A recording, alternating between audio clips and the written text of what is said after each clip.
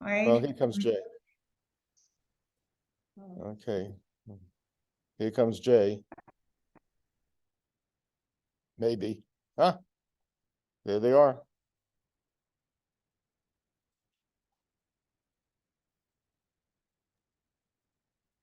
Get out, unplug it and plug it back in again. That's what IT always tells you to do. No. Yeah. It's usually. Oh, the TV. Well, I guess I let it go this time. It's okay, you're really good about it. Wrong input. And the big topic of discussion this time was there's a dog that's biting everyone in the community. The community care, parents. Keep the carrots. Is that so?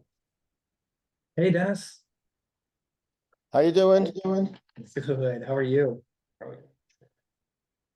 All good here, I think. How you feeling, Rabbi?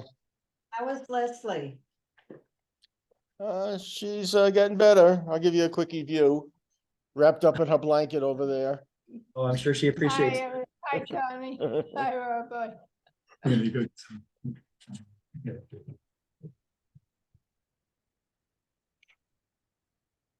Dennis, that was a nice conversation last night. It was very interesting, I thought, Interesting book, I thought, anyway. Well, I think only Henry didn't particularly enjoy it. I think that was the bottom line. Everybody else seemed to enjoy it. I read the book, see. Oh. The sign book group. Sure. Yeah. He talked about the book and a little about the banking crisis. It's at a circle, or is it Yeah. a book club? Oh. Yeah. Are there women in it? No, We have to do our own about cooking. Harry's going on that group thing tomorrow with the Women's retreat? Yeah. Women's retreat tomorrow. It's great. A And great men are group. allowed for that. So, But you have your own. You have a member. Our men's retreat's coming up in a couple months, yeah. Any chance we could talk you into joining us? No idea when it is. I took a look. And we'll do. April. When is it? I'll send Aaron. Is it on a? Yeah, of course. April 8th, maybe? Is that the 7th? April 29. Yeah, April 28th, that's right. Exactly. April 28th. I thought you said April 8th. No. It may A have. couple months. I may have. Yeah, so Friday afternoon to Sunday morning. Just told them I told Rabbi you know the men's retreat. Excellent. Tell them just paid the deposit. It's good. Non-refundable. Oh, all right, everybody. How are you? Thanks for the first of all, thank you for the slide in time. The flexibility meant a lot. I was able to spend some really good time with our teens. They're building lasagnas down the building there for Pacific House, and we had a really great conversation about what being Jewish looks like.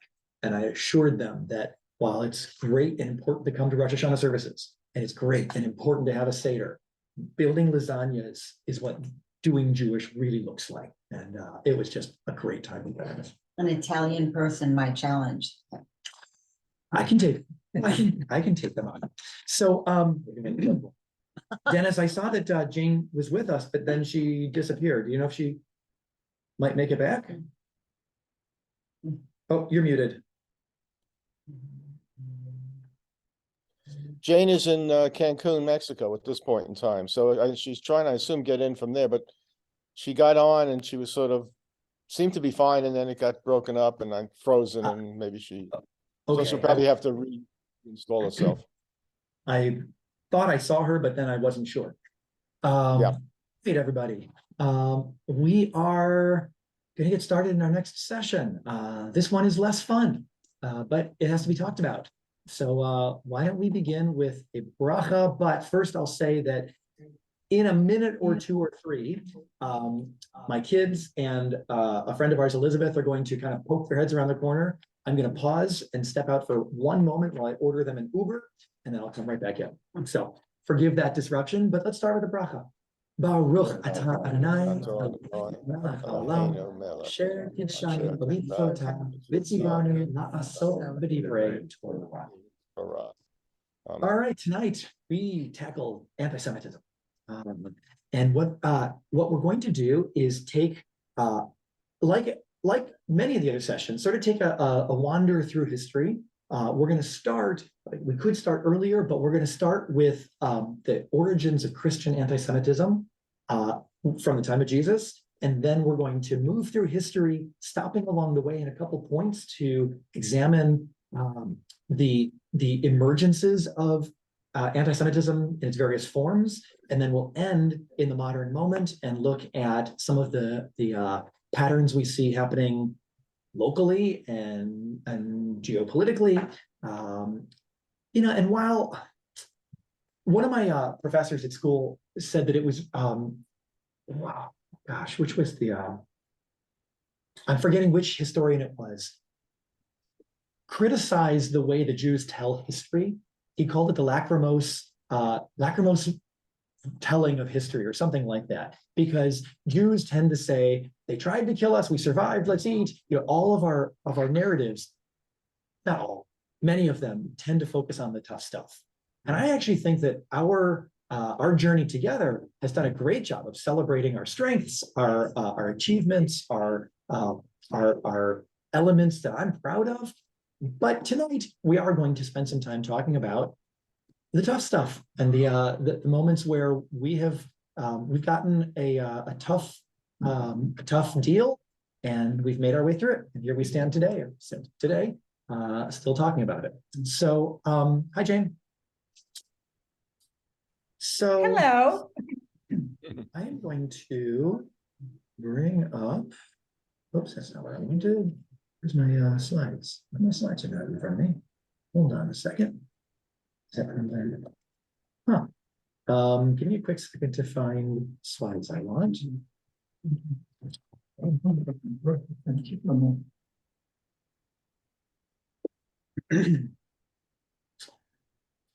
Just working on them, so they should be in my recent folder.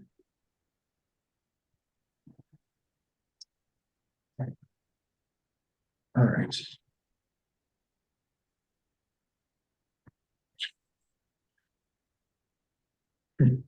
Oh, the internet's a little slow. For what it's worth, it feels like we've had more than 9 sessions. I feel like we've covered, is it really 9 sessions that we've had? So I don't know what to do with that. That No, but feels it like, feels like we've covered more than we could possibly have covered it. feels like it's been like No, in a 9 good way, in a good way. Yes, by my count, I think this is our 9th session. To be fair, I never was great in math, but okay, so now I'm ready to ship. Okay, thanks for the patience, everybody. So what I want to start with is simply the origin of the word anti-Semitism. And the word Semite has, a pretty specific start. It's pretty easy to find it. So what I've got here on the screen is the proof text from Genesis. This is, it said it twice actually, at the very beginning of the Noah story. You guys ready? Oh, okay, wait for Betty and Neely and then let me know. In the kitchen. Before and after the Noah story, it gives us a little bit of genealogy.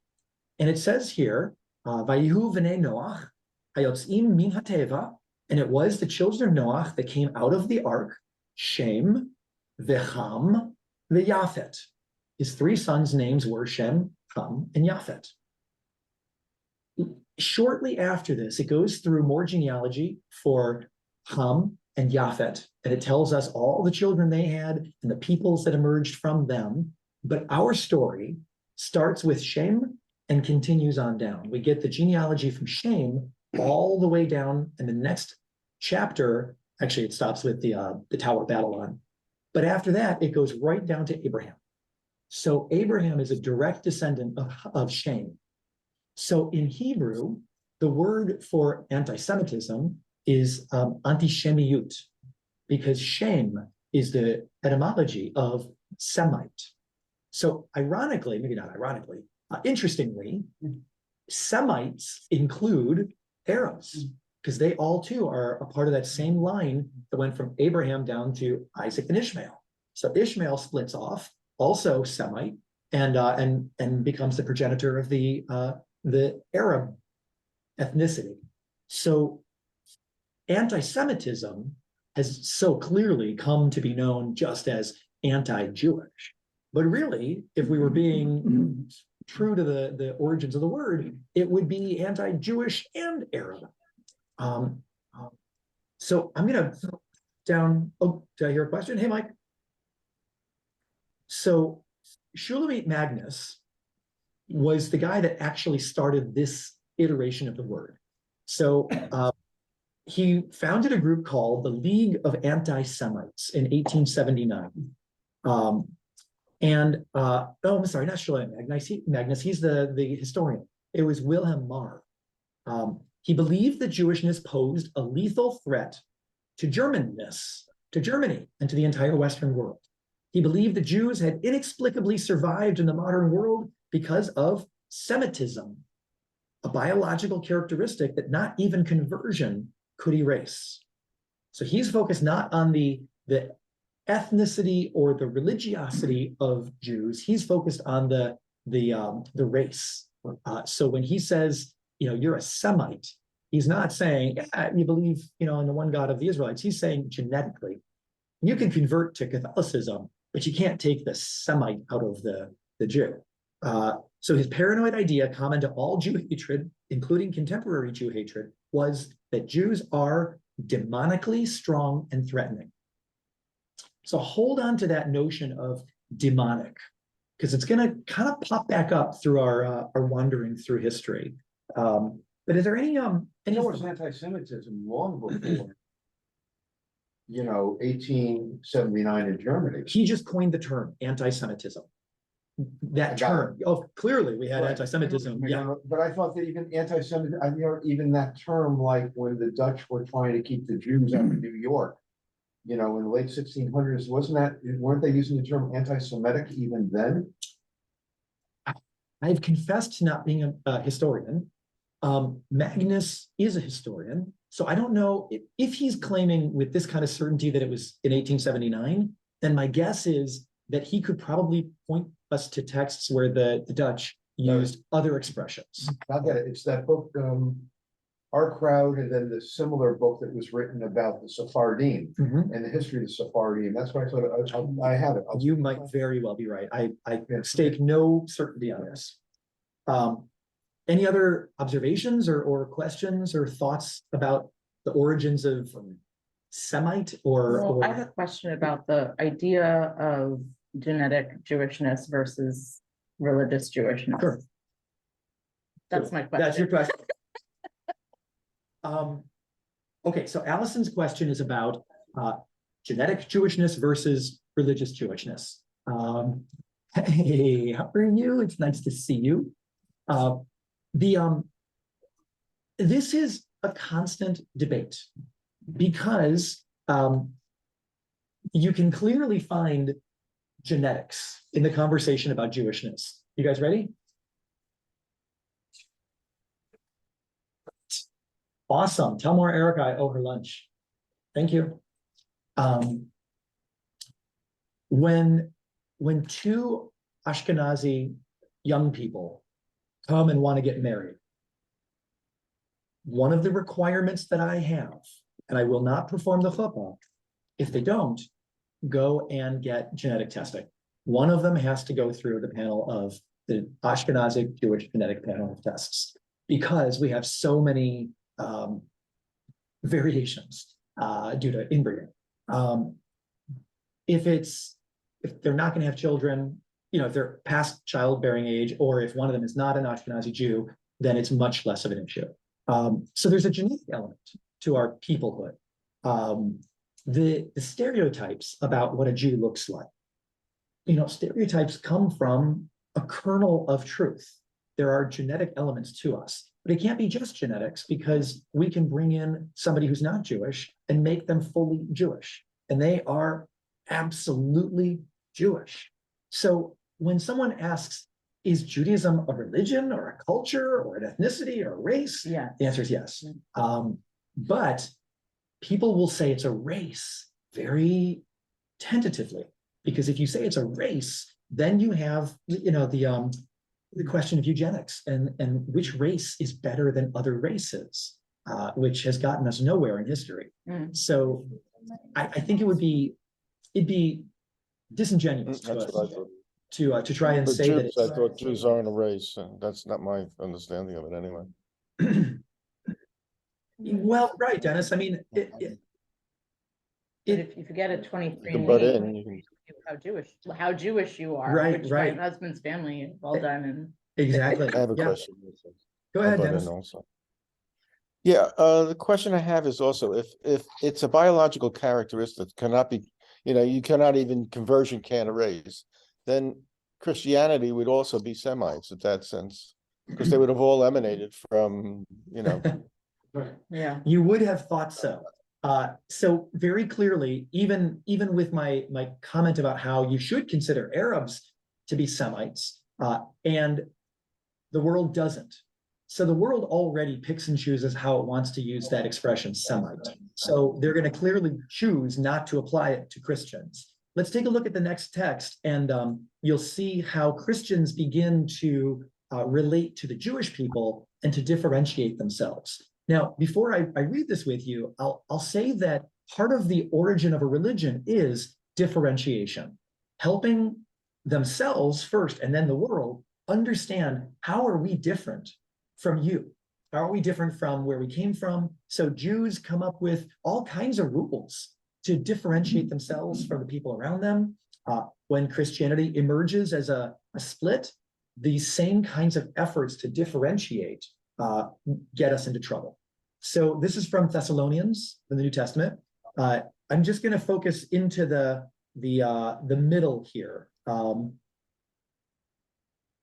Actually, I'll just read from the beginning. He's speaking to the Jewish people, I think. Maybe I have it backwards.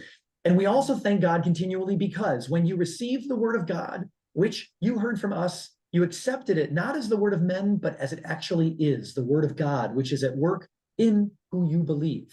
I was wrong. He's speaking to the new Christians. For you, brothers, became imitators of God's churches in Judea, which are in Christ Jesus. You suffered from your own countrymen the same things those churches suffered from the Jews who killed the Lord Jesus and the prophets and also drove us out. They displease God and are hostile to all men in their effort to keep us from speaking to the Gentiles so that they may be saved. In this way, they always heap upon their sins to the limit the wrath of God that has come upon them at last. So let's pause and think about the charge of deicide. The Latin deus or deus is God, and obviously homicide is the killing of a man, deicide is the killing of God. So the charge that the Jews killed Jesus, it was a pretty early church doctrine, though not from the beginning. It wasn't happening until the 3rd century, maybe the 2nd century. But again, I'm a crappy historian. But let's think about the dynamics of how it came to be that they were accused of this. Did I bring this text for you? I'm not sure if I want this or not.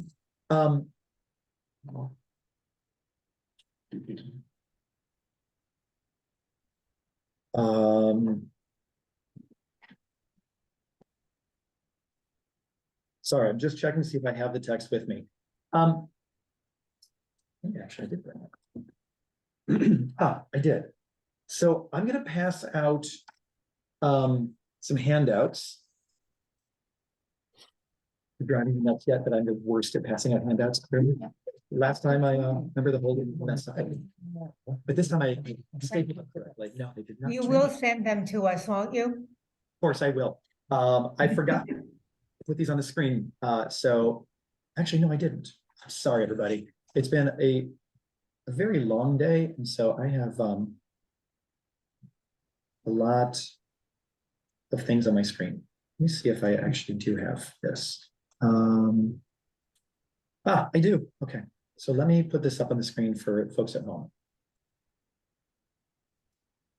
Okay, so I'm going to show you a short text from the Gospel of Mark. Is that from the first? Or First page, yeah. No, when you say Gospel of Mark, is that in the first? Sorry, Matthew, not Mark.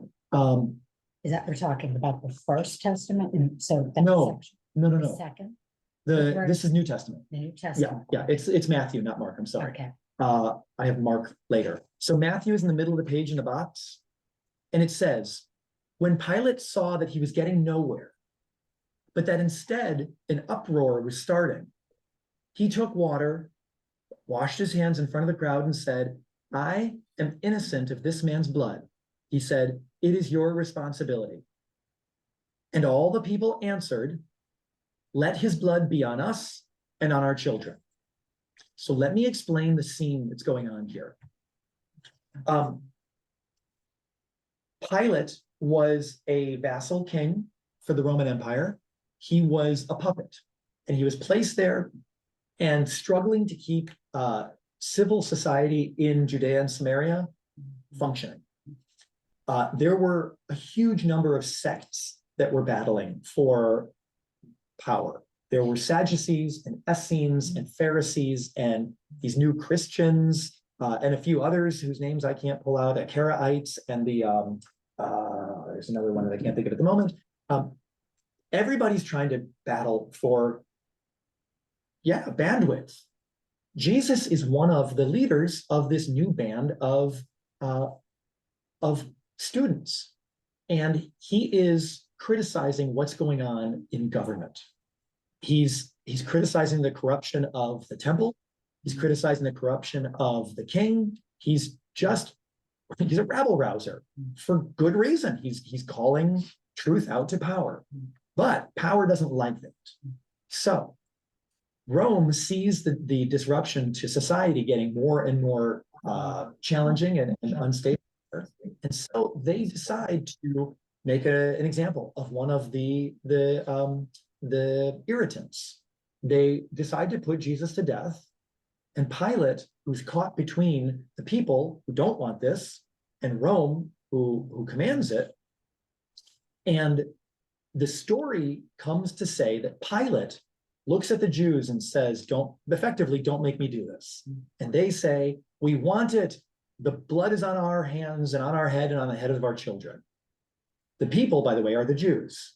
So from this scene in Matthew, written 170 years, something like that, after Jesus lived, from this source comes the accusation that the Jews killed Jesus. Okay?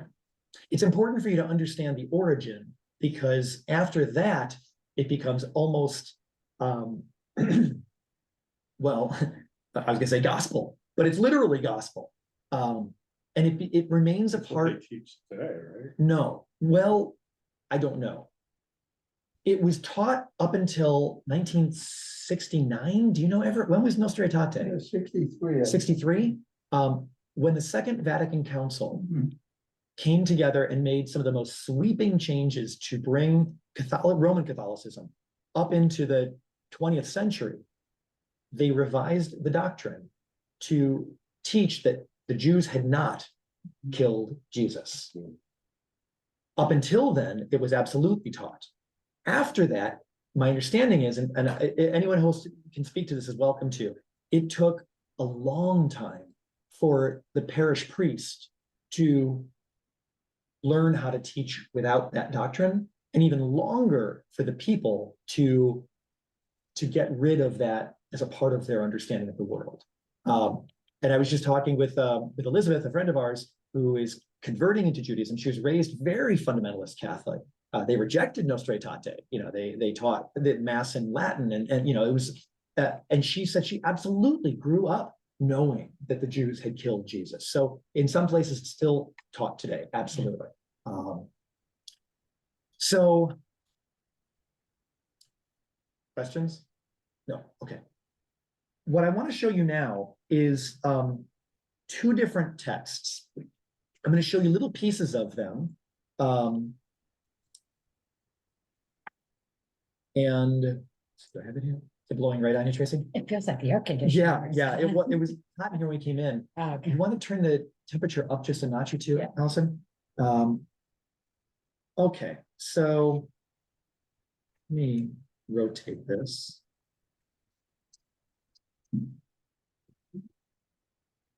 Shoot, there we go. Okay, I'm going to show you this text from St. John Chrysostom. He was one of the early church fathers from the 3rd century.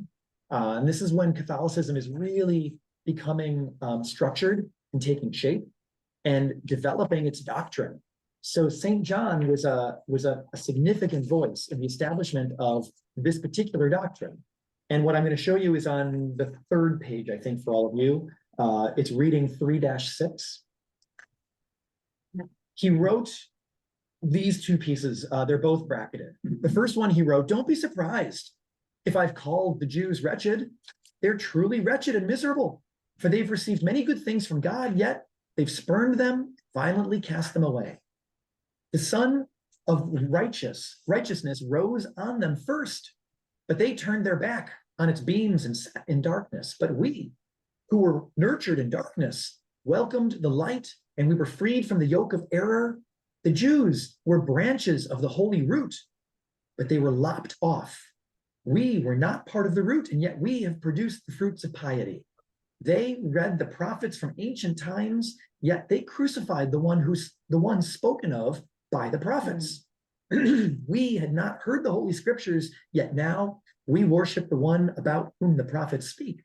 This is why they are wretched, because when others embraced and welcomed the good things given to them, the Jews refused them." So flip to the facing column. He goes on through a number of other hard things to read, difficult, painful things. Surely they say that they worship God. Away with such talk. No Jew worships God. Who says these things? The Son of God. If you knew me, you would know my Father as well. You know neither me nor my Father. That was from John, where Jesus was speaking to the Israelites who were rejecting him. What testimony can I offer that is more trustworthy than this one? If they're ignorant of the Father, if they crucified the Son and spurned the aid of the Spirit, can one not declare with confidence that the synagogue is a dwelling place of the demons? God is not worshipped there, far from it. Rather, the synagogue is a temple of idolatry. Nevertheless, some go to these places as though they were sacred shrines. I'm not imagining such things. I know them from my own experience.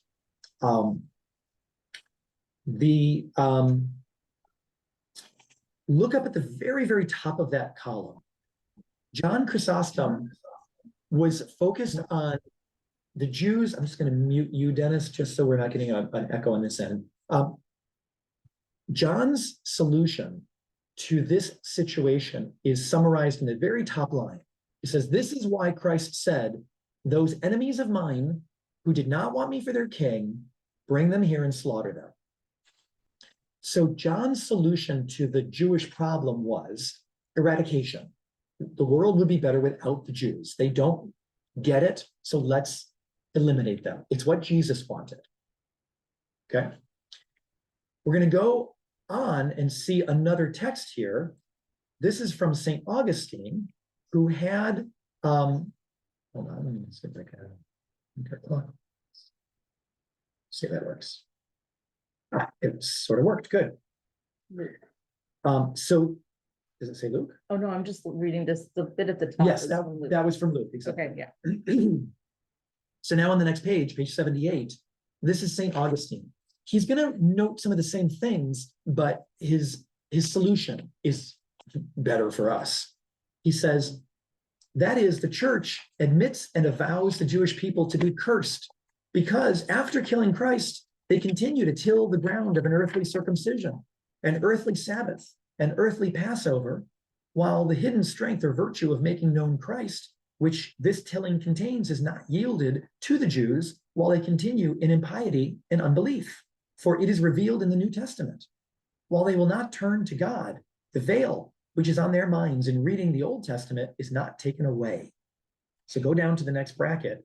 So too, the flesh of Christ was the ground from which, by crucifying him, the Jews produced our salvation. For he died for our offenses. So he's kind of glad for the Jews. If they hadn't killed our God, we wouldn't have had this access to salvation. But this ground did not yield to them its strength, for they were not justified by the virtue of his resurrection. For he arose again for our justification.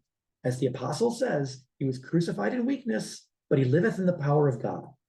This is the power of that ground, which is unknown to the ungodly and unbelieving. When Christ rose, he did not appear to those who had crucified him. And then, okay, I'm not finding the exact piece I was hoping to find, but Saint Augustine does not preach the wisdom of killing the Jews. He believes that we were here left to be a permanent example of what happens when somebody rejects God in the form of Jesus and the New Testament. Is it this? I It was looking at- on, Rabbi, it was on the previous page that you had up when you were reading from Luke.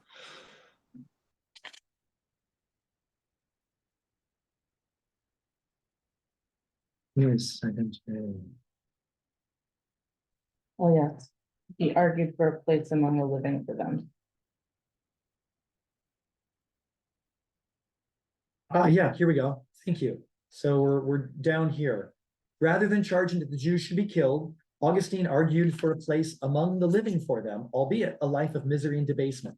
Since the Jews killed Christ, they deserved death. But like Cain, who murdered his brother Abel, they were not to die, but rather were doomed to wander the earth as witnesses to the ultimate truth of Christianity. The Jews were to exist in a pariah status, always present, to testify to the final triumph of the church. And when Christ returns, the Jews finally would acknowledge their error, convert to Christianity, or be condemned to final damnation. Thank you, Mike. Good catch. And thanks, Allison, for finding it for me. So these are the origins of early church anti-Semitism. Remember that I said there's this big window that we call the Dark Ages of Jewish history, where we don't know a lot because we don't have a lot of documentary evidence of what was happening, where we were, who we were living with or getting killed by, from about the year 500 through easily the year 1000. So I don't have much to say about what happened in that time, but Christianity was flourishing and moving around the world, and Judaism was flourishing in many ways and moving around the world. So I'm going to jump us forward now to later in the Middle Ages and talk about some of the circumstances that we have heard of, but I want to make sure you understand the reasons for it. So we know that Jews were restricted as a population in many ways. They were restricted from owning land in many, many places. Not all, but in most places. Jews couldn't be landowners. They couldn't be in many of the professions that were out there. They were limited in their mercantile opportunities. And so there were not a whole lot of opportunities left to them professionally to make a living. One of the interesting circumstances was that the Torah says that you cannot lend money to your fellow, meaning your fellow Jew, with interest. That teaching about predatory lending was scooped up by Christianity because it's a just law. And Christians are prevented from money lending. But Jews are not restricted in lending money to Christians. So the Jews became a powerful asset, an absolute necessity, because they could provide capital to the Christians who lived around them and who wanted to buy the farm next to theirs, or who wanted to put a new wing on the castle, or who wanted to, finance a war. A war. That's exactly what I was just going to say. Finance a war. I was going to say a crusade, but same idea. So the ability of the Jew to lend money to the Christians was actually very handy. The downside to that was that nobody likes to owe money. I mean, imagine if I could just expel my student loan servicer, I could get out from under all that debt. It'd be fabulous. I still have another 8 years of paying off my student loans. If I could just expel those guys, I'm scot-free. So the Jews were at the same time essential, but there was no cost or risk to expelling them. So what happened over and over again was when the amount of debt that the Christian community owed to the Jews grew to an untenable amount, they would just expel them from the land. And so I don't know if you've ever seen the list of expulsions, but it's crazy. I mean, there are easily 100 expulsions on the list. The number of places that we've been expelled from goes on and on and on. And in pretty much all of them, we were at some point later on invited back for exactly the reason I just said. We served a really important purpose, our ability to access capital. Now, while we were not necessarily invited into the marketplace to sell our wares, we were valuable in another way, in the economy of global trade. Anybody know why? Anybody? Yiddish. Common way. That's it. Yeah, Yiddish. Did we talk about this already? That's very good Yiddish. Sort of play. Ah, perfect. Yeah. So a Jew who lived in what is today Germany could sell German, I don't know, beer steins. I don't know, what do they make there? Yeah. To Lederhosen. Lederhosen, Everybody wants. which everybody in Italy is killing for. So he could, a guy that makes Lederhosen in Germany and wants to get him into the Italian market, sells them to the Jew.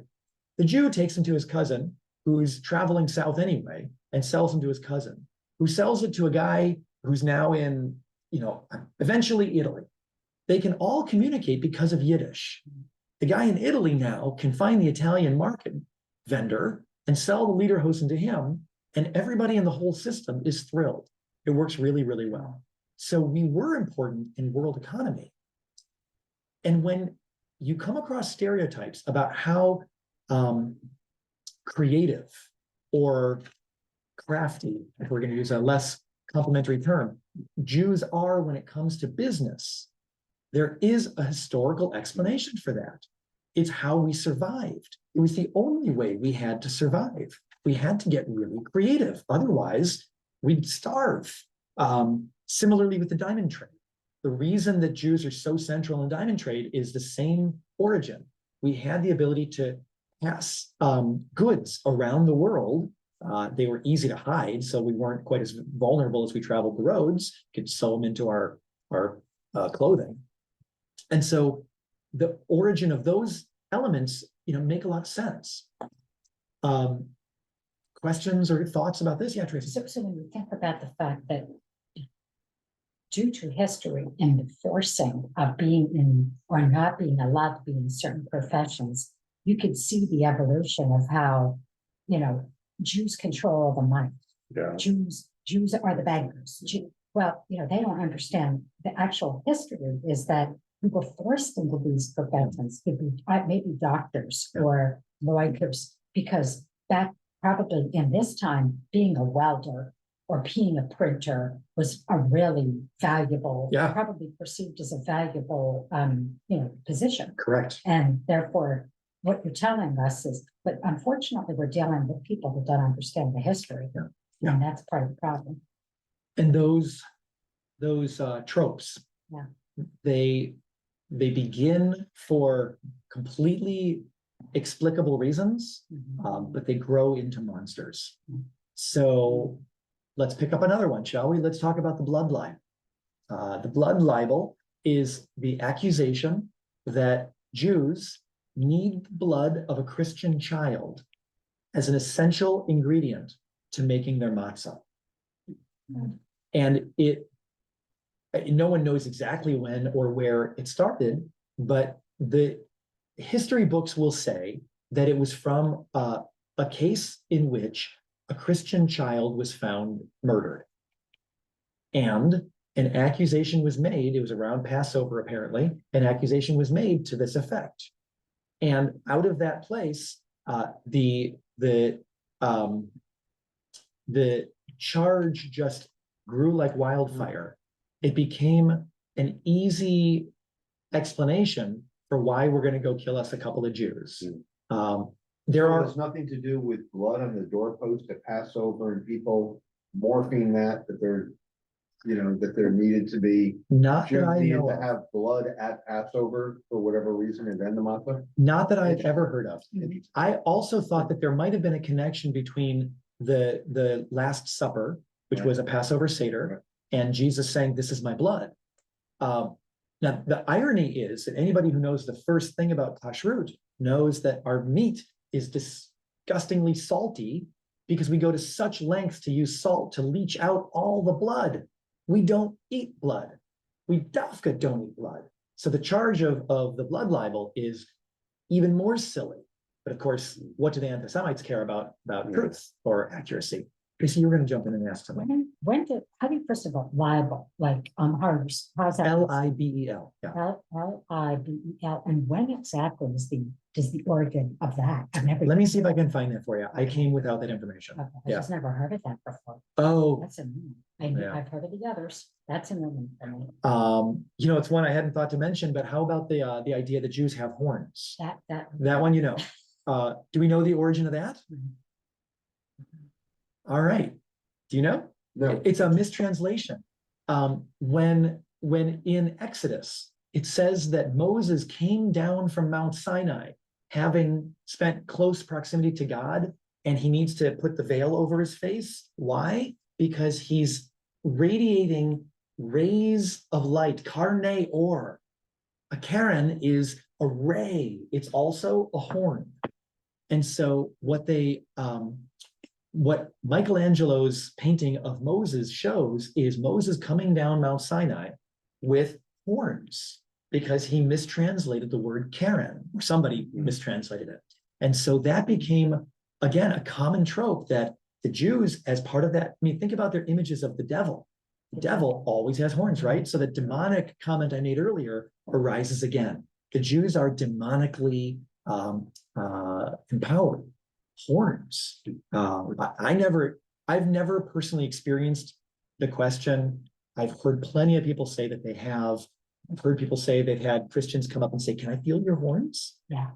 You know, and so it's a real thing. I never experienced it like that. Spelling the word Karen. Kuf Resh Nun. Or in transliteration, I guess it would be Keren. Yeah, Mike, it's right. You got to just shake your head at this. It's too crazy to believe, except it's not. So part of what's so powerful about Jesus's execution is the humanity of it, the agony that the stories portray through the telling, and what that is supposed to do in the heart of an adherent. The dearness of that loss and the pain that was gone through for me, for my salvation, is really close to the center message. So the pedagogy of Christianity has developed the idea of the passion play. And the passion play is this retelling of a horrific experience. No human being should ever have gone through it. Lots of them did, in addition to this human being. Passion plays are meant to do everything I described, especially for children, meant to elicit horror and identification with, and empathy and love and gratitude.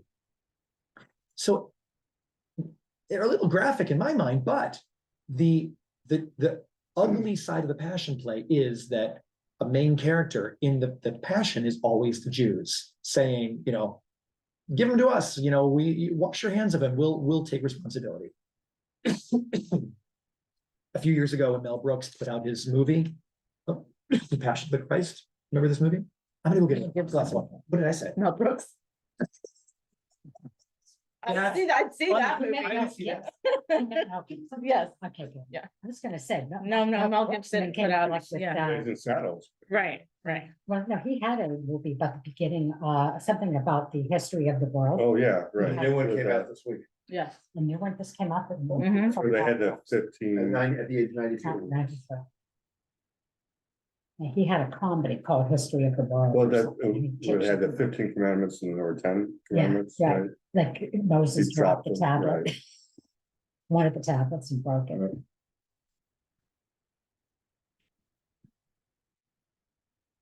tell the rabbi's been talking a lot. Yeah. He's had a. Mel Brooks, that's awesome. Can you imagine more ridiculous misnaming? Did anybody see it? No, but I. No, not yet. I'm sorry, you're talking about Passion of Christ by Mel Gibson? Yes. No. Oh, I thought you were talking about History of the World Part Two. No. That'll be a good one. I'm looking Which forward is to out seeing now. that. But I did hear, when it did come up years ago, he was, anti-Semitic. Oh, Yeah, because, he's Very notoriously. anti-Semitic. yeah, he is clearly anti-Semitic. Which killed me because I love Braveheart. It really like sunk me down Yeah. on watching that movie. So the Jewish community was pretty upset about the making of the movie and the way the Jews were portrayed. I did decide to go see it, but I saw it with a friend of mine who's a priest, and the two of us went together to see the movie, and it was tough. Excuse me, at the time I was in seminary, and so we were breaking our teeth on the Aramaic of the Talmud, and the whole movie is in Aramaic. And so it was interesting to see how much effort had gone into resurrecting a language that hasn't been spoken in 1,500 years. It was kind of remarkable, actually. But anyway, yeah, it was a difficult portrayal. In every respect, I was horrified at the torture that was demonstrated against this guy, and I was bothered by the anti-Semitism of it too. So passion plays are another element of the Middle Ages, especially, but they still happen today. I mean, I don't know. Have you come across passion plays? Is that something you're familiar with? Not with the same emphasis. Yeah. I'd say historically, I'm not aware, but probably they have been purified or modified, the passion play presented, but not to perpetrate any kind of behavior to result going forward. Right. I'd say really since the 60s, the church is incredibly sensitive. Yeah. To any deliberation, any comment, it's Correct. yeah. That's exactly right. Yeah, so it's done more of an entertainment form, I would say it that way.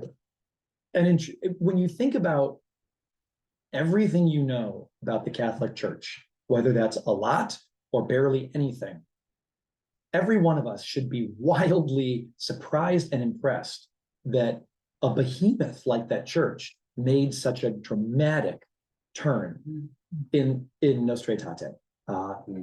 Whether it has taken all the way through Catholicism or not, I don't know. But it's still remarkable to me that was that Pope John or Pope? I don't know who. No, it wasn't Pope John. Pius. Yeah. Pius initiated. Before my time, so I don't know what kind of guy he was, but whatever, he must have been a force to be able to push that through. Isn't this idea still pretty pervasive in evangelical Christianity, that is?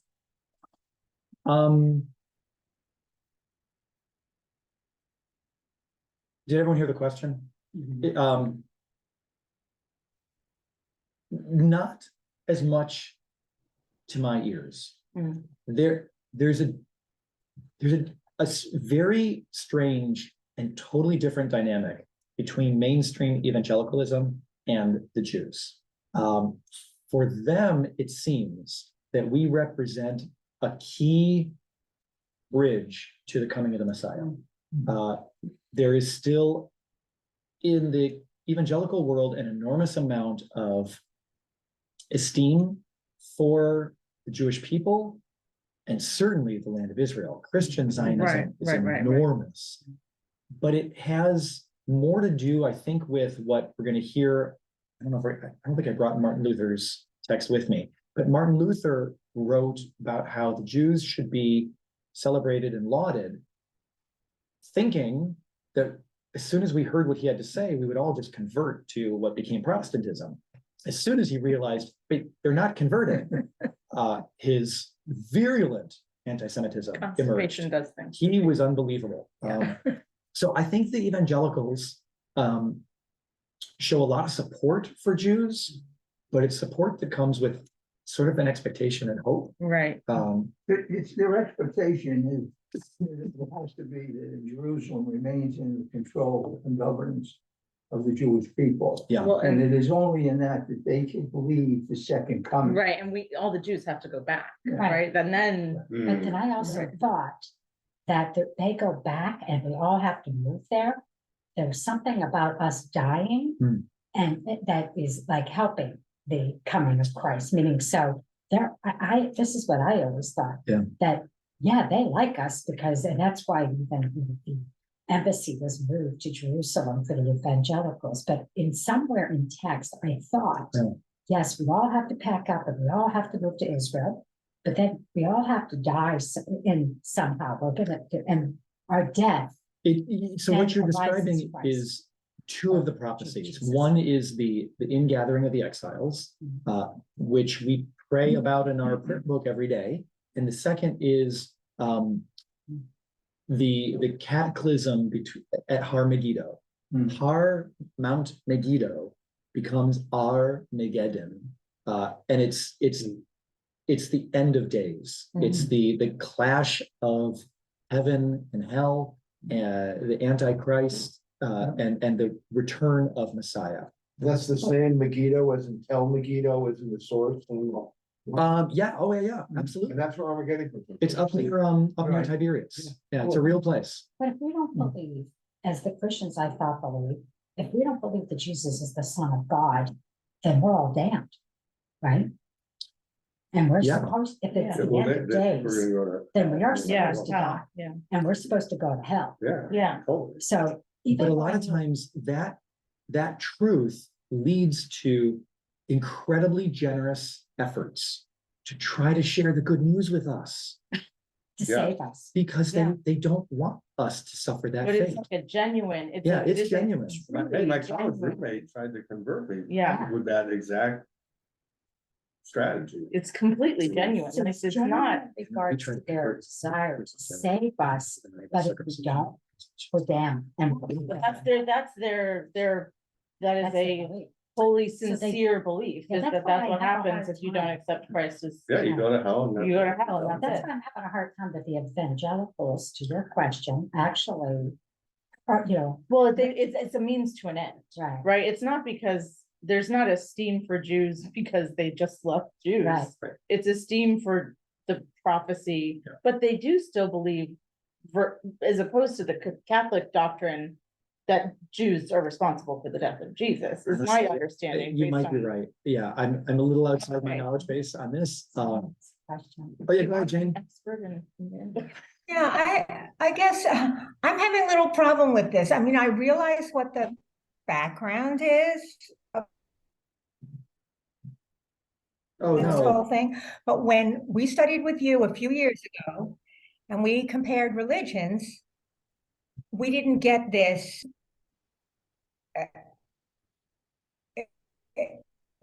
in the classes we took about Catholicism and then went to the church. well, Could you hear me? yeah, we did get enough of what you said. Hopefully you can hear my response. What we in that class together was Catholicism today, which is not Catholicism that I'm talking about. You know, that Okay. we were just discussing how much ground the church has covered just in the last 50 years, 60 years. Yeah, Catholicism, just like Judaism done right, is beautiful. And Judaism, Catholicism, Islam done badly is really ugly. So, you know, this part of Catholicism through most of history was done really badly. And they seem to have grown through it, which is beautiful. So yeah, you're right. We didn't talk about this because this isn't Catholicism today, not mainstream Catholicism. I grew up where the Catholics went to Catholic school until high school. And we had to worry about walking on cracks because there was the issue. You're smiling, Rabbi, but you know what I'm going to say. Because if you walked on a crack, you were killing Christ. So I mean, I understand that, but that's not what we have come to see in the current Catholicism. Correct. That's correct. Okay. So with permission, I'm going to move us forward in history a little bit. We're going to kind of jump through a dark time, which was the time we're in the Pale Settlement, where we're living under the thumb of Cossacks and Russians and Poles and a whole bunch of people who hate us.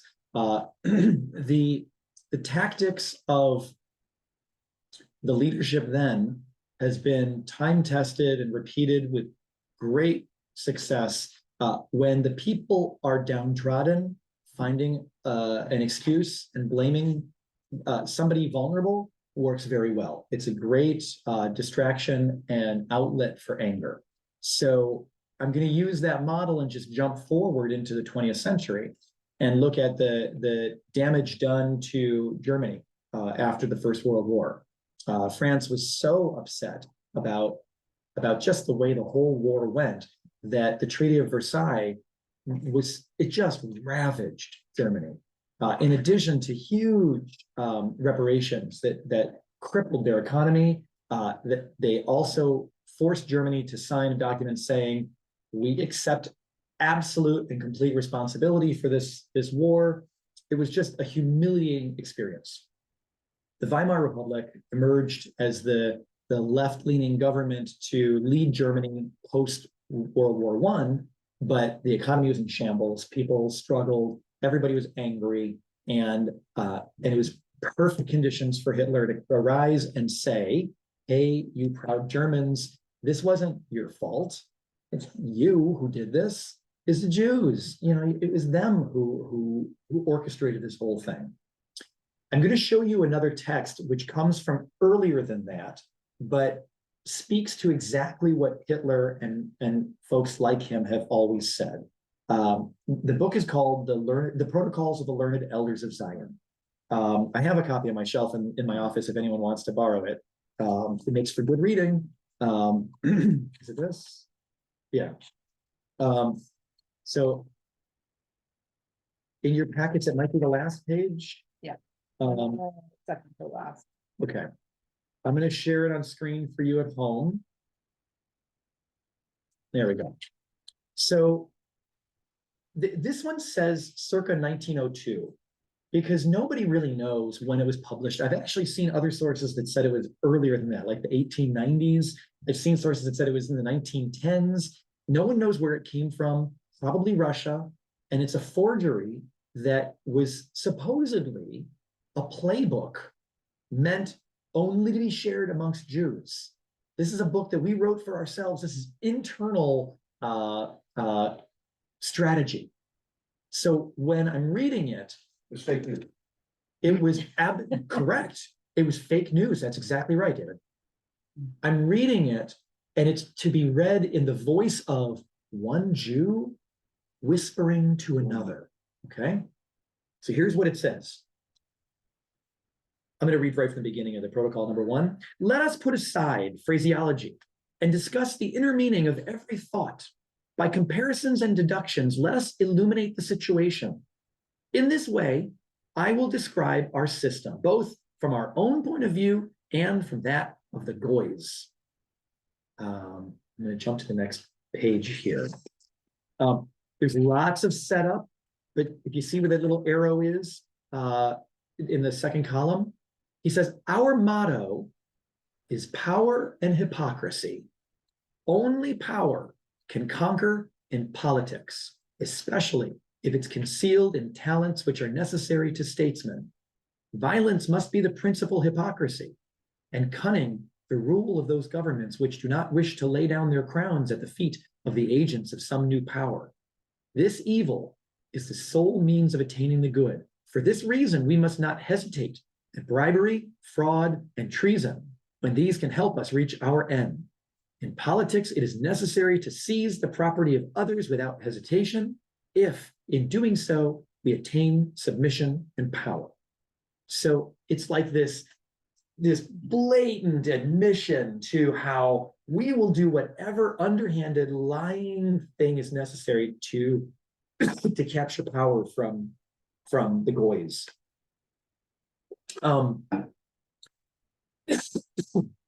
The idea that the Jews control the world, the international cabal, is what's being spoken about here. Like, I'm sorry, like the ability of Jews to trade across distances thanks to Yiddish, this was supposed to be the playbook that the Jews in Russia and England and America and Buenos Aires, we all have a copy of this. We all know, and one copy got out into the hands of the non-Jew, and they're sharing it. And boy, would we Jews be upset if we knew they saw our playbook. Flip to the other column, this is protocol number 2.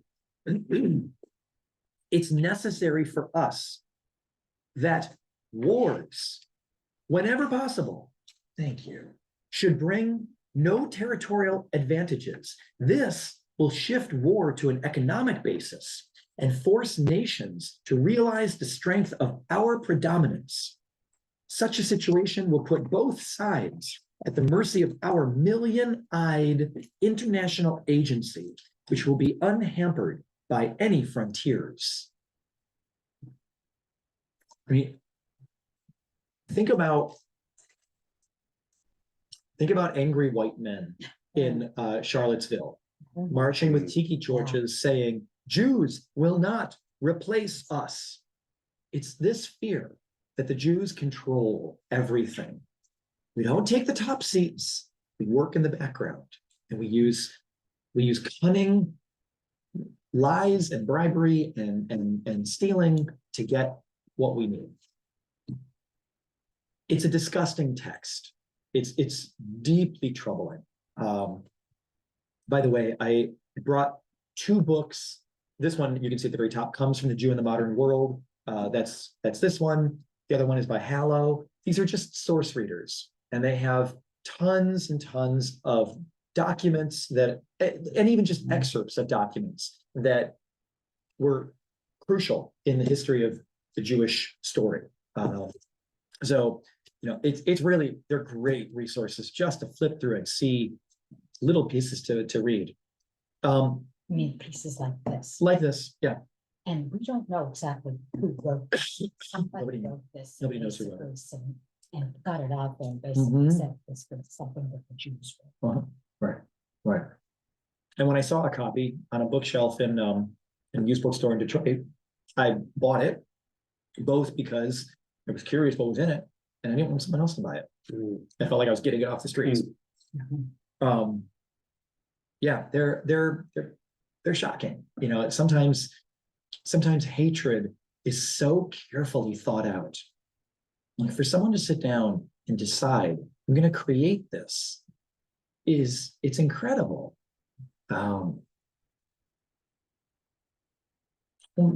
Brings up 2 thoughts. The first is, we just had a couple weekends ago the National Day of Hatred. Did you hear that was a thing? It was on a Saturday. We had an event here, and we were worried whether we should get some more security. And we were just talking about how much effort goes into organizing a day of hatred. Who celebrates a day of hatred? Like, how do you wake up in the morning and think, that's what I want to do? I want to hate. Do you know what, Rabbi, do you know what language it was originally published in? No, I don't know. I don't know. It's a good question. It might be Russian. I heard it came out of Russia. The second thing that it made me think of is scammers. You know, the ability to be creative in scamming people. It's like using wonderful creativity and intelligence for such evil. And similarly, what if this guy had put this kind of energy and attention into something beautiful?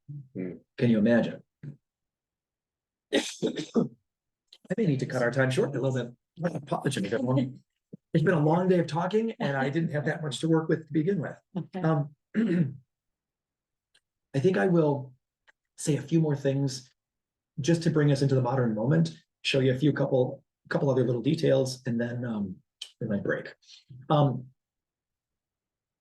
Having taken this tour through Jewish hatred, or hatred of Jews, you can begin to look around the modern world at the hatred that's being expressed subtly and explicitly. And you can see the forms just resurfacing. They're just iterations again of the same thing. So modern tropes.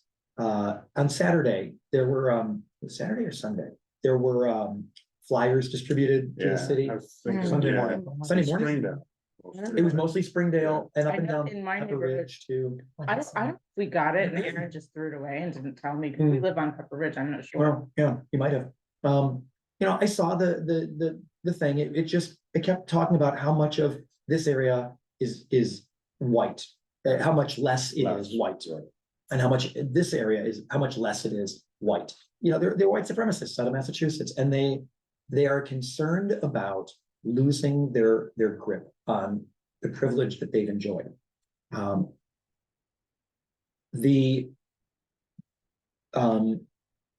The fear that goes along with that leads to an ugly side of humanity. Fear will empower a person to express things that they really wouldn't under other circumstances. If there were plenty to go around, I'm not saying it would eradicate all racism and anti-Semitism and homophobia and all of these other hatreds, but it sure wouldn't be as prevalent.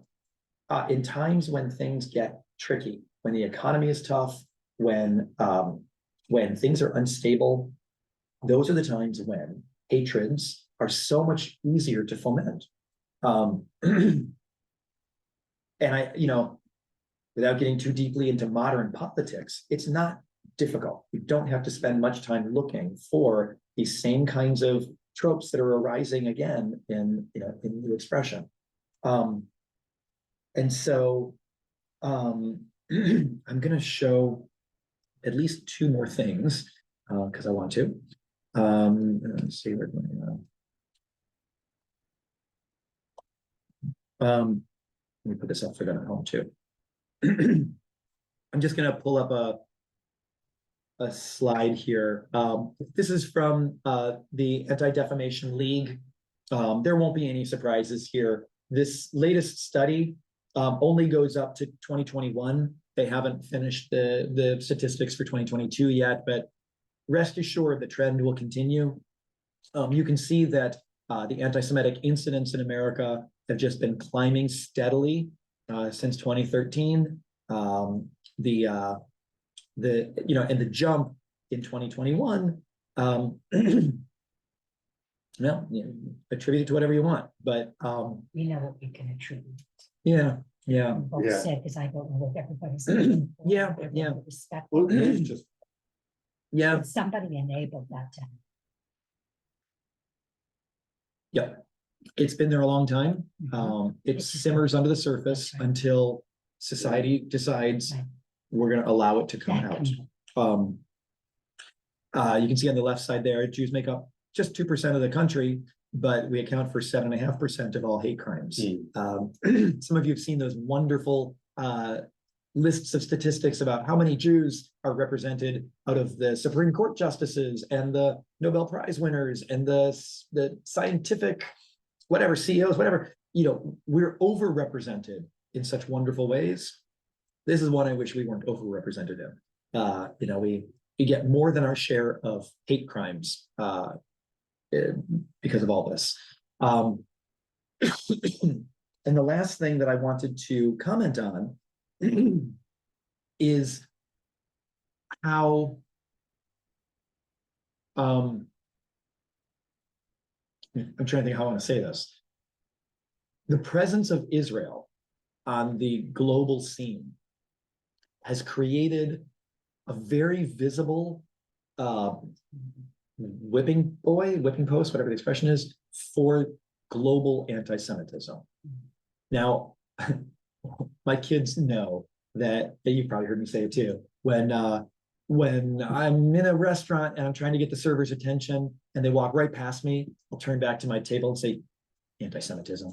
Or if I'm waiting in line at the grocery store and every other line is going faster than this, I'll say, you know what this is? Anti-Semitism. I'm always teasing about it. But there are some times when you can't deny anti-Semitism. And one of the really, really frustrating examples for me is the United Nations. This is an article from 5 years ago now, by Daniel Gordis, who's an author whose views I don't often agree on. In this case, I do. The title is Israelis Don't Care How the UN Votes. Here's why. And he goes through and explains all the recent history, the votes against Israel, the security resolutions. But down at the bottom, I found what I was looking for. I've seen it expressed in different ways, but he writes, between 2003 and 2012, the UN issued 314 resolutions concerning Israel. Nearly 40% of all the resolutions passed in that time. So of all the countries in the world, Israel received 40% of their criticism. Zev Elkin pointed out that of the 103 resolutions about individual countries from the UN Human Rights Council, 43 condemned Israel. All the human rights violations in the world, there's a lot. Israel's no angel. I'm not claiming that. But you're going to tell me that Israel receives 40%, more than 40% of the blame for human rights violations in the globe? In the 2013 March session alone, 6 resolutions were adopted criticizing Israel, while only 4 addressed all the remaining countries of the world. So there they got 150% of the responsibility for human rights violations in the world. And then Abba Eban once said, he was sort of an emissary between Israel and America. Abba Eban said about the UN, if Algeria introduced a resolution declaring that the earth was flat and that Israel had flattened it, it would pass by a vote of 164 to 13 with 26 abstentions. Israel is an easy target. There's basically no cost to condemning Israel. The fact that Israel has America as a friend is an incredible blessing for Israel and for us in different ways, because it's only America that vetoes some of those Security Council resolutions against Israel. It is a really disturbing space when it comes to anti-Semitism. And they've done their best to try to, I don't know if it's their best, they've made efforts to try to come up with anti-Semitism resolutions, but then they pass other resolutions that saying that Zionism is racism. I don't know what to do with that. I can't come up with any defense of those kinds of positions. I guess I share all of that because I want to leave tonight having you aware that obviously anti-Semitism is alive and well in the world, but it shows itself in ways in the UN and even in domestic policy that we should be concerned about. We'll bring in the ADL, the Anti-Defamation League, to speak with our teens in a couple weeks, just about anti-Semitism out in the world. A few years ago, I was doing a parent-teen program about anti-Semitism, and I asked teens how many of you have had what you would consider to be an anti-Semitic experience, and every single hand went up. I couldn't believe it. I don't know, growing up in West Bloomfield, I never had anything like that. Mark and I grew up in the same neighborhood that was heavily Jewish. I was stunned. It broke my heart. Amitai, assumes that, finding swastikas on the paper towel dispenser in the boys' room is like, that's just a thing. That's what happens, right? So it is still alive and well. And so when these kids get to college campuses, it's a space of incredible vulnerability. And we need to be able to equip them with knowledge and confidence/resources so that they know they're not alone. When they come across an anti-Israel group shouting on the quad, they can determine both what is justifiable protest And what is anti-Semitism just clothed in something else? And they know that when they see that, they can go to Hillel, or they can call their rabbi, or they can call the ADL, or they need to understand how to deal with situations like this, because they're not getting better. They're getting worse. So I told you it wasn't going to be a real fun class tonight. Next week is way more fun. Or next session. Let me pause and see if anyone has thoughts, reflections, comments, questions, anything. Is there one single source of information that's been collectively put together by the Jewish community over the years, which very pointedly said, they're not only incidents, but how does anti-Semitism manifest itself in a dangerous way? And secondly, this is the collective wisdom of the Jewish community on how we should confront it. And the basis for that question is, I think in my own reading, there's been probably 40 to 45 instances in history in which the Jewish community has been really pushed out. It repeats itself. And I think there's around 40, 45, I wouldn't argue it. You hear the ADL and you hear the other, but what is there a collective action, a collective thought that says, hey, wait a minute, this is why it's happening. And this is how we finally put an end to it. Because I don't know if you'd agree, Rabbi, but somewhere around 40 or 45 instances where the populations have been moved out of other countries. We hear about Spain, we hear about but there's loads of instances in history. A lot of them have just been pogroms or 1500s, Poland, 60,000 Jews killed. Yeah. They weren't pushed out, but I think they're just pushed out, but anti. That's right. Yeah. And they just go on and they go on. So 2 comments. First of all, the ADL is the central tracking space for anti-Semitic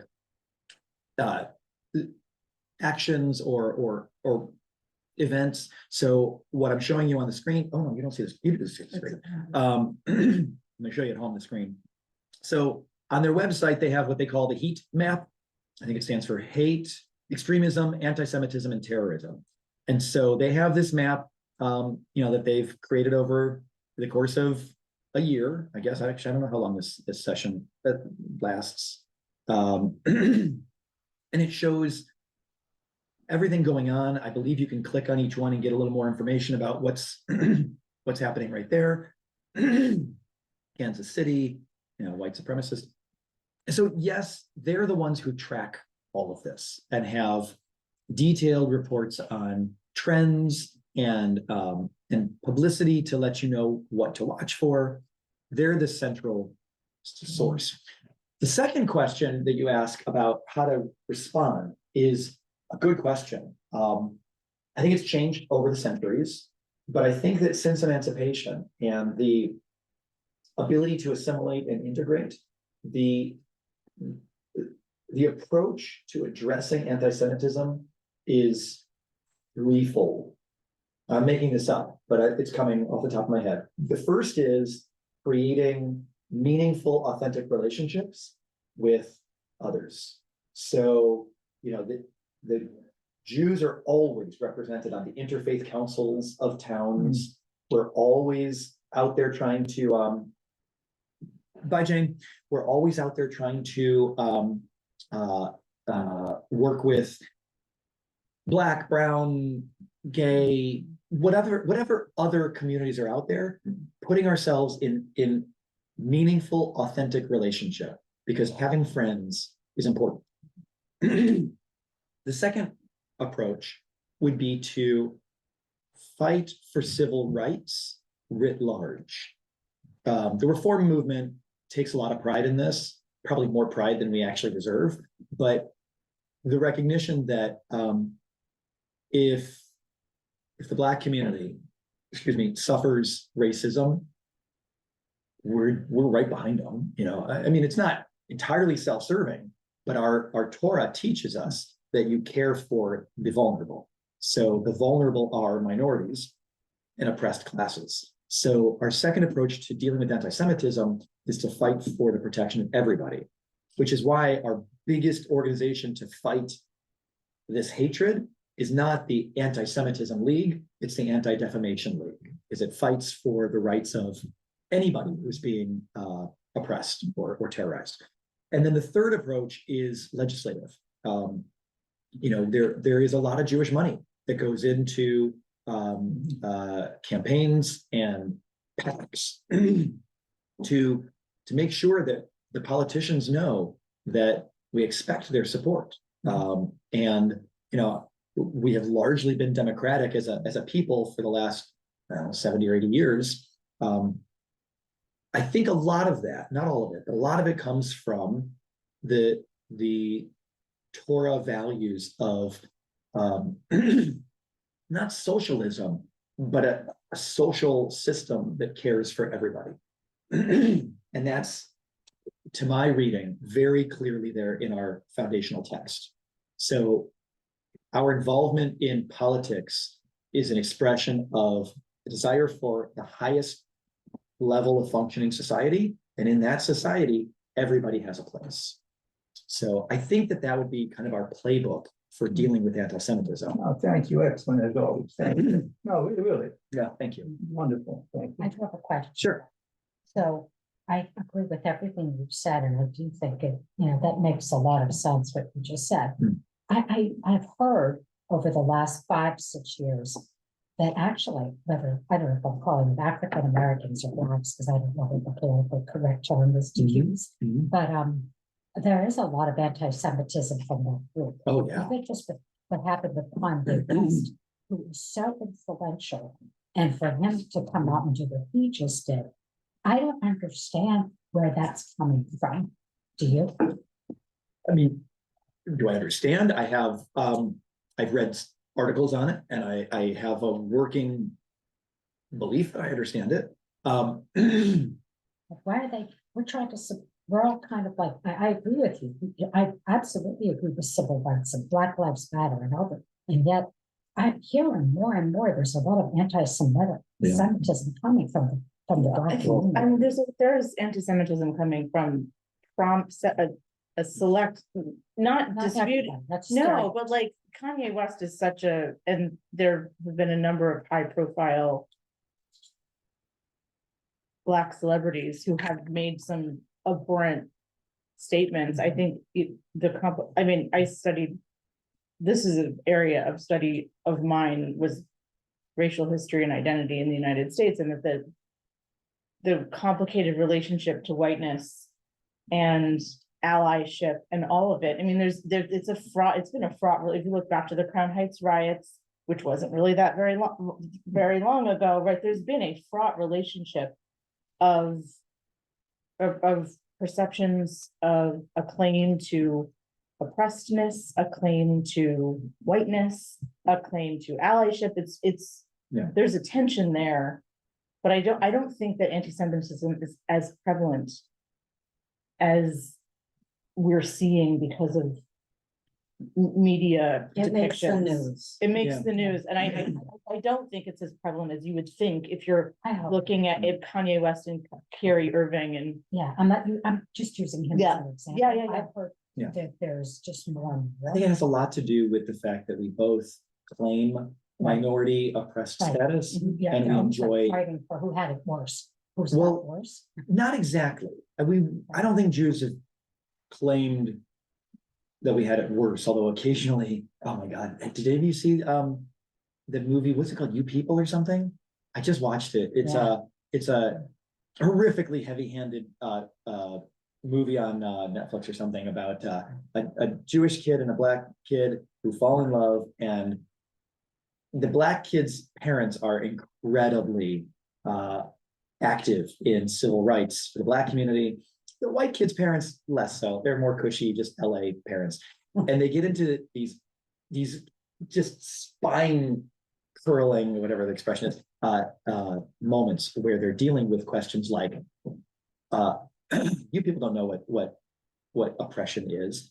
We didn't have the Holocaust. Well, you can call it the Holocaust, right? We had 400 years of slave, and it just, who's Right. oppressed more? That's all right.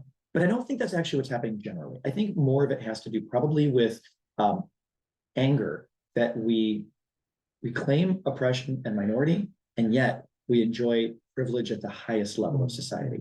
And so, you know, I wouldn't say it's envy exactly, Well said. but it's there somewhere. Very, very well That's said. that, yeah.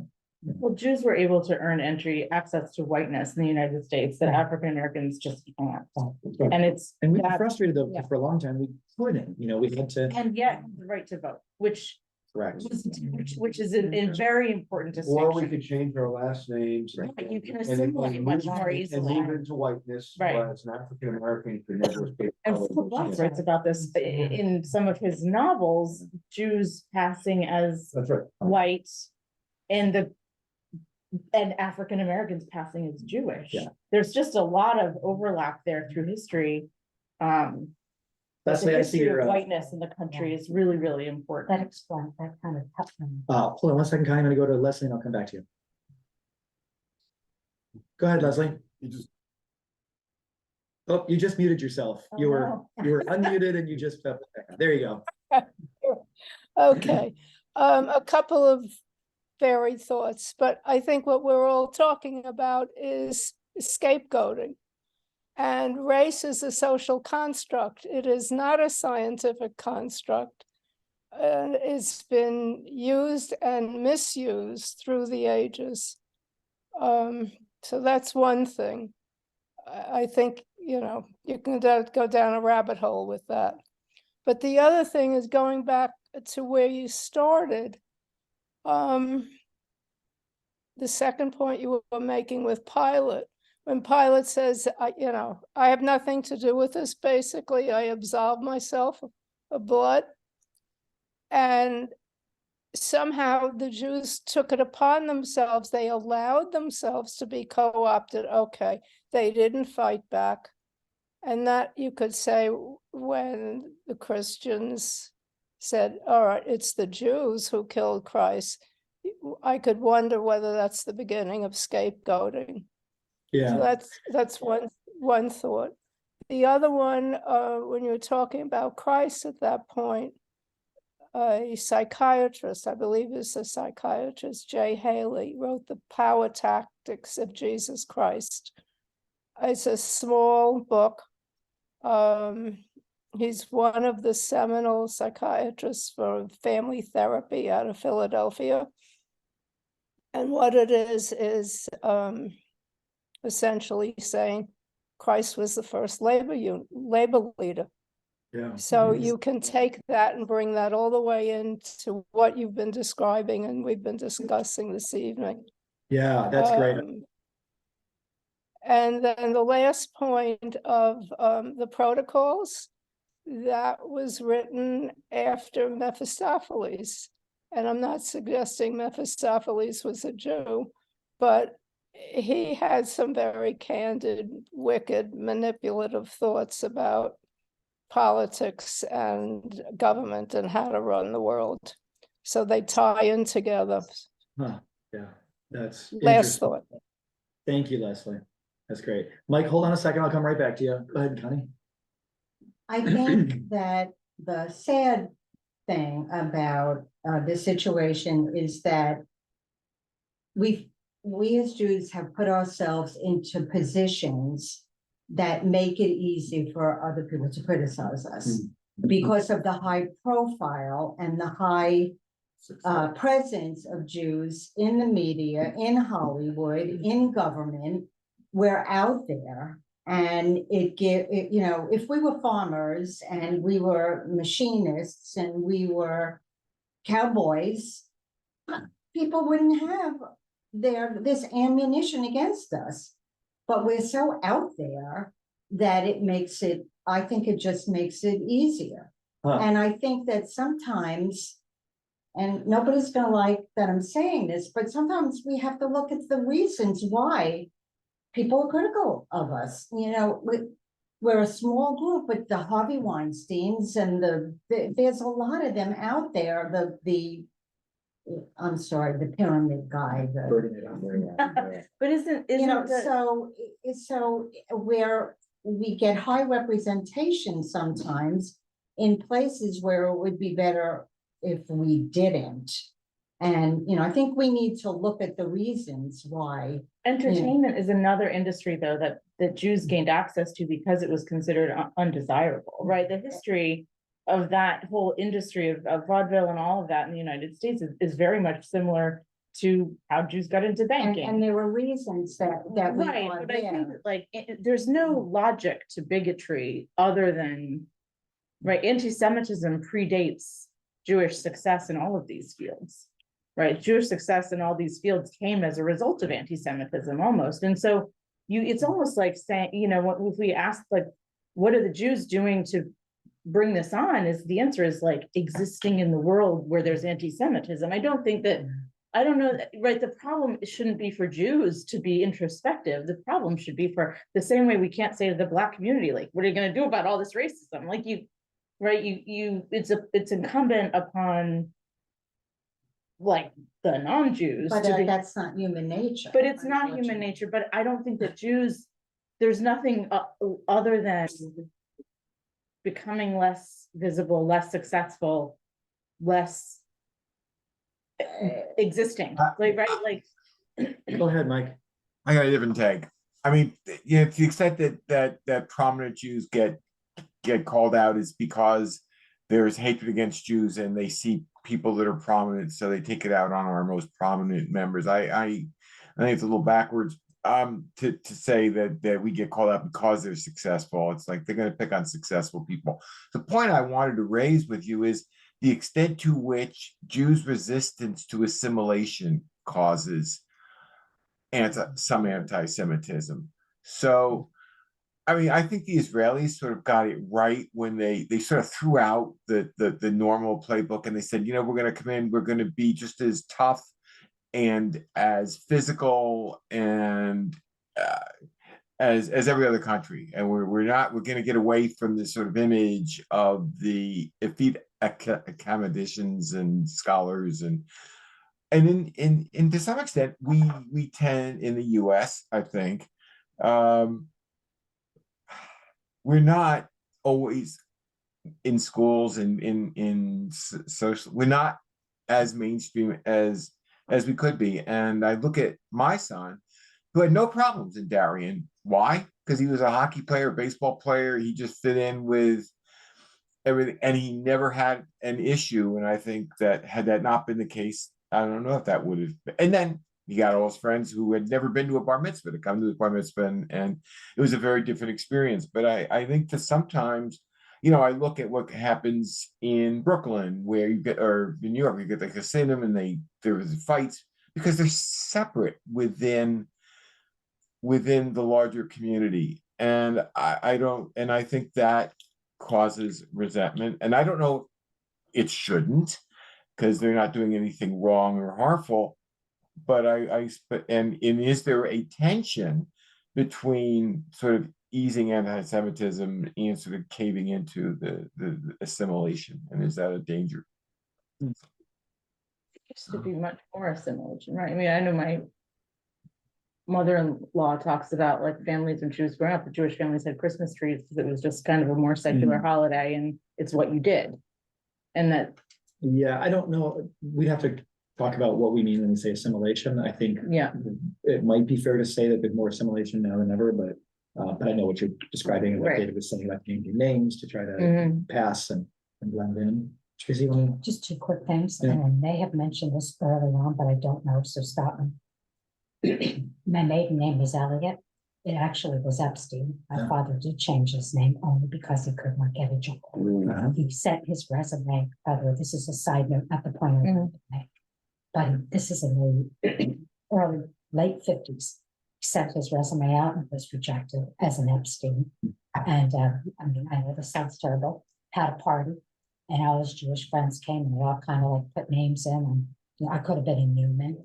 Elliot was there, and they went with Elliot. My father submitted the same resume and was hired by the same companies that Yeah. rejected him. That's just a side note, not the Yeah. point I wanted to make. So we were talking about assimilating, but I was still Jewish through and through. I remember when I was a child and asked my mother why the people did not like the Jews. And I remember her answer, and it was just something that was also interesting, another tale. She had said, Jews also through history, they've tried to get rid of us so often, and we still have maintained.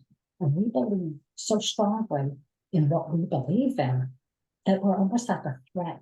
Because if we believe so strongly, and we're a small group, and they tried to kill us for thousands of years and just cannot, then it threatens them, that they feel that, that how could they believe what they're believing, that it's questioning and threatening what they believe in? So the better thing would be is to, is to hate the Jews, because it's more a threat to what they are so strongly believing in regards to this Jesus, the Son of God, or saying he wasn't, and I remember my mother's definition. I was a young girl. I remember driving in the backseat in Pittsburgh and having this conversation with my mother. And I just remember it clicked with me to think, okay, that makes sense as well. And that's kind of what I grew up with in understanding anti-Semitism. That we have a very strong faith, despite, all of the trials and tribulations to history. And, we're threatening people who have stronger belief, have beliefs in it. How could we believe what we believe in? Maybe. Was her answer. Just curious, how do you respond to this? And do these challenge the general notion of the prevalence of anti-Semitism? Everybody here familiar with Abraham Ribbentrop, former senator. Abraham Ribbentrop came from a farm town in Connecticut. And I think the only Jewish people there was his family. The chicken farming part of the state. Absolutely right. And he became a member of the House of Representatives at the state level. And then he became a state senator. And then, Connecticut, oh yeah, the US I'm Senate. saying the House. Okay, Being the US Senator. he became the governor. In Hartford? Wait a minute, he came from, he didn't have a base. If there was anti-Semitism to any degree, who do you got to start? And he went up and he went up, and then after being governor, he decided he wanted to be the senator. And in a state in which the Jewish population at that time was probably in the 4%, he became governor and he ran and he won overwhelmingly. What year was it? Pardon me? What years? He started in the House of Representatives probably around 1950, and he was governor in the 60s, I think, and he was in the Senate maybe in the early, because then he was eventually, I think, appointed to the Supreme Court. But then bring it up to date, a fellow I know personally, Joe Lieberman. Yeah. Joe Lieberman, the same thing, in the House of Representatives, became a state senator. He then ran to the state level for something, and then he became a US senator and defeated Weicker. And Weicker was pretty popular at the time. And interesting, because I've talked with him about this, because Joe had his religion out front. Oh, yeah. As you know, we would not interact on that. Yeah. He personally believed that his religion was a great asset to him, and that people knew it. And he said, I'm convinced, especially he would kid about, I'm convinced with a lot of these old Christian ladies, as they're getting older, they just love the fact that I'm religious. Either of those cases in any way rationally begin to at least bring into discussion. Questioning is, how prevalent is this anti-Semitism and how deep does it go? Because if it were prevalent and deep with either of these two individuals, and there's a lot of other cases, would they have ever been successful?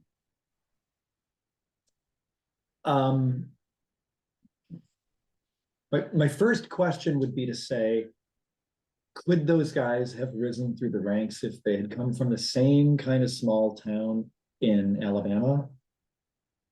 Does it help that we're talking about? I don't think so. I mean, I wonder if it helps that we're talking about a specific spot in the country that tends to be socially more liberal, notwithstanding the fact that we have places that are known for anti-Semitism and Darien and Canaan, but generally, I wonder if it speaks to that. Once Lieberman got to a place where he was being voted on in a national way, and his voters were not just the nutmeggers from here, would he have won? He didn't. I don't know.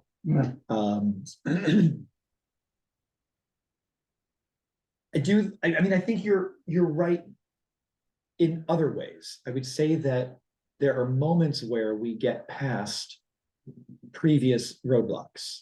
Having our first Catholic president, was a big deal. The idea of maybe having a Mormon president was a big deal. Having a Black president is a big deal. Does it mean that there's, that there's not the same kind of racism, even though Obama was elected? No, we still have an issue of racism. So the fact that those guys made it through the ranks the way they did successfully probably speaks to both the quality of character and the place from which they're coming. Connecticut's not the most rabid anti-Semitic epicenter of the country. So I don't know. I mean, they're great data points. They're important examples. We have Blumenthal today. So, well, I didn't even think Mayor of of New Google. Orleans. The mayor of New Orleans. 1900. And I forgot Blumenthal. Yeah, right. Rivercroft's predecessor. Did McCain vote, or did he cost McCain votes? You're absolutely I right. don't know. Like, got him in the figures where he would have gotten him, right? That's interesting. Yeah, right. It is pointed out that is, Rivercroft's predecessor was Prescott. Oh, It was what? Prescott Bush. talk about lineage. Really? Yes, Yeah. that was Rivercroft's predecessor, the U.S. Senator from Connecticut. Huh. He's a Prescott Bush. Yeah. Well, we got that Blumenthal today. We did happy about that. Well, our next session, let's see, I think I have it, oops, I think I have it up on my screen here. Yeah. Our next session is the 13th. We're off for a couple of weeks now. So we'll come back on April 13th. And that night, we're going to be looking at, it's going to be a 2-session topic of prayer. We're going to look at the service. We'll focus on the Torah service, what today's service looks like, and what tomorrow's service might look like. I might move that piece to the second section. But anyway, prayer on April 13th. We have 4 sessions. Yeah, here, let's count them. Ready? Let's see. There's 1, 2, 3, 4, 5, 6, 7, 8. Yeah, today's number 9. Yeah, And then we have 10, 11, 12, 13. that's Somewhat disappointing. No one's saying we can't keep going. I'll just put that out there. Yeah, I got home from our last session and I just said to Julie, I love teaching this group. This is the most fun I've had teaching in a long time. Well, we love being here. I read it. I have a book. I went to the. Everybody have a good night. Thank you. Thanks, Leslie. I'm glad you're feeling better. Mike, take care. Or 2 years. You're thing. Thank you. It's a great class, Rabbi. Thanks so much. Thank you. When you get